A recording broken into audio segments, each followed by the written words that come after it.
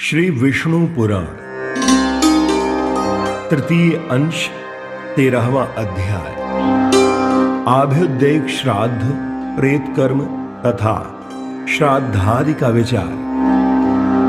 और वो बोले, पुत्र के उत्पन्न होने पर पिता को सचैल अर्थात वस्त्रों सहित स्नान करना चाहिए। उसके पश्चात जात कर्म संस्कार और आभ्युदय श्राद्ध करने चाहिए। फिर तन्मय भाव से अनन्य चित्त होकर देवता और पितृगण के लिए क्रमशः दाईं और बाईं ओर बिठाकर दो दो ब्राह्मणों का भोजन करे और उन्हें भोजन करावे। हे राजन, पूर्व अथवा उत्तर की ओर मुख करके दधि, अक्षत और बदरी फल से बने हुए पिंडों को देवतीर्थ या प्रजापति तीर्थ से दान करे। हे पृथ्वीनाथ, इस आभ्युदय श्राद्ध से नंदी मुख नामक पितृगण प्रसन्न होते हैं।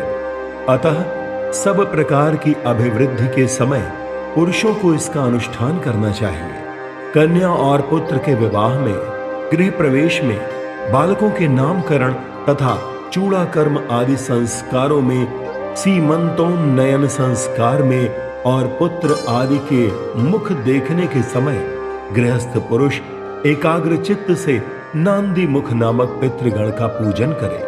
हे पृथ्वीपाल, आभ्युदय श्राद्ध में पितृ पूजा का यह सनातन क्रम तुमको सुनाया। अब प्रेत क्रिया की विधि सुनो। बंधु बांधवों को चाहिए कि भली प्रकार स्नान कराने के अनंतर पुष्पमालाओं से विभूषित शव का गांव के बाहर दाह करें और फिर जलाशय में वस्त्र सहित स्नान कर दक्षिण मुख होकर यत्र तत्र स्थिताय तदमुकाय आदि वाक्य का उच्चारण करते हुए जलांजलि दे। तदनंतर गोधूलि के समय तारामंडल के दिखने लगने पर ग्राम में प्रवेश करें और कट कर्म अर्थात अशौच कृत्य संपन्न करके पृथ्वी पर तृणादि की शैया पर शयन करें। हे पृथ्वीपते, मृत पुरुष के लिए नित्य प्रति पृथ्वी पर पिंडदान करना चाहिए। और हे पुरुष श्रेष्ठ, केवल दिन के समय मांसहीन भात खाना चाहिए। अशौच काल में यदि ब्राह्मणों की इच्छा हो तो उन्हें भोजन कराना चाहिए, क्योंकि उस समय ब्राह्मण बंधु वर्ग के भोजन करने से मृत जीव की तृप्ति होती है। अशौच के पहले, तीसरे, सातवें अथवा 9वें दिन वस्त्र त्याग कर और बहिर्देश में स्नान करके तिलोदक दे। हे नृप, अशौच के चौथे दिन अस्थि चयन करना चाहिए।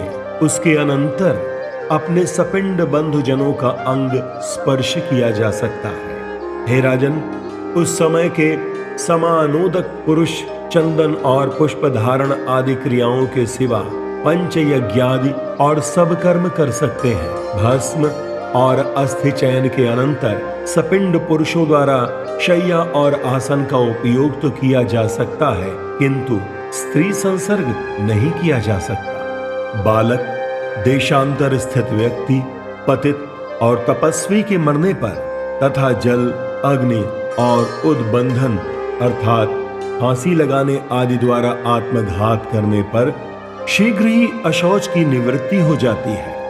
मृतक के कुटुंब का अन्न 10 दिन तक न खाना चाहिए और अशौच काल में दान, परिग्रह, होम और स्वाध्याय आदि कर्म भी न करने चाहिए। ये 10 दिन का अशौच ब्राह्मण का है। क्षत्रिय का अशौच 12 दिन और वैश्य का 15 दिन रहता है तथा शूद्र की अशौच शुद्धि 1 मास में होती है। अशौच के अंत में इच्छानुसार अयुग्म अर्थात 3, 5, 7, 9 आदि ब्राह्मणों को भोजन करावे तथा उनकी उच्छिष्ट अर्थात जूठन के निकट प्रेत की तृप्ति के लिए कुशा पर पिंडदान करे।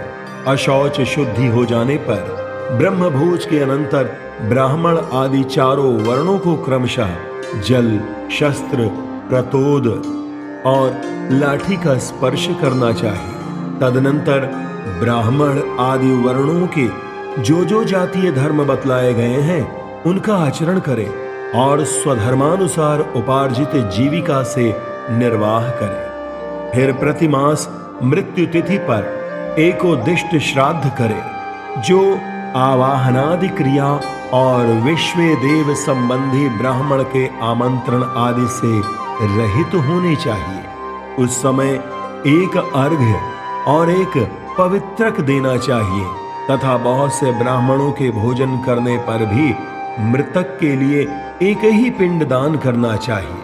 तदनंतर यजमान के अभिरम्यताम ऐसा कहने पर ब्राह्मण गण अभिरताः स्मः ऐसा कहें और फिर पिंडदान समाप्त होने पर अमुकस्य अक्षयमिदं उपतिष्ठाम इस वाक्य का उच्चारण करें। इस प्रकार 1 वर्ष तक प्रतिमास एको दृष्टि कर्म करने का विधान है।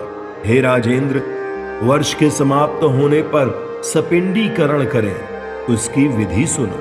हे पार्थिव, इस सपिंडीकरण कर्म को भी 1 वर्ष 6 मास अथवा 12 दिन के अनंतर एको दृष्टि श्राद्ध की विधि से ही करना चाहिए। इसमें तिल, गंध और जल से युक्त 4 पात्र रखें। इनमें से एक पात्र मृत पुरुष का होता है तथा 3 पितृगण के होते हैं। फिर मृत पुरुष के पात्र स्थित जलादि से पितृगण के पात्रों का सिंचन करें। इस प्रकार मृत पुरुष को पितृत्व प्राप्त हो जाने पर संपूर्ण श्राद्ध धर्मों के द्वारा उस मृत पुरुष से ही आरंभ कर पितृगण का पूजन करें।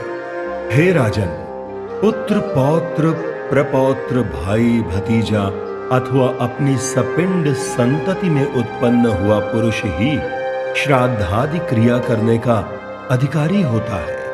यदि इन सब का अभाव हो तो समानोदक की संतति अथवा मातृपक्ष के सपिंड अथवा समानोदक को इसका अधिकार है। हे राजन, मातृकुल और पितृकुल दोनों के नष्ट हो जाने पर स्त्री ही इस क्रिया को करे, अथवा यदि स्त्री भी न हो तो साथियों में से ही कोई करे, या बांधवहीन मृतक के धन से राजा ही उसके संपूर्ण प्रेत कर्म करे।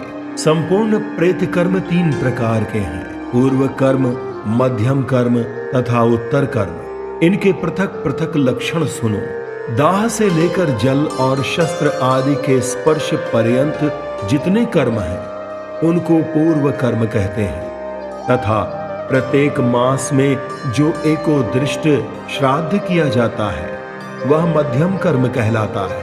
और हेन्द्र, सपिंडीकरण के पश्चात मृतक का व्यक्ति के पितृत्व को प्राप्त हो जाने पर जो पितृकर्म किए जाते हैं वे उत्तर कर्म कहलाते हैं। माता, पिता, सपिंड, समानोदक समूह के लोग अथवा उसके धन का अधिकारी राजा पूर्व कर्म कर सकते हैं, किंतु उत्तर कर्म केवल पुत्र, दौहित्र अथवा उनकी संतान को ही करना चाहिए।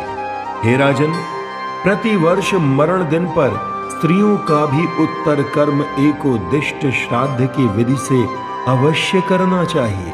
अतः हे अनघ, उन उत्तर क्रियाओं को जिस जिस विधि से करना चाहिए वह सुनो। इति श्री विष्णु पुराणे तृतीयांशे 13 अध्यायः।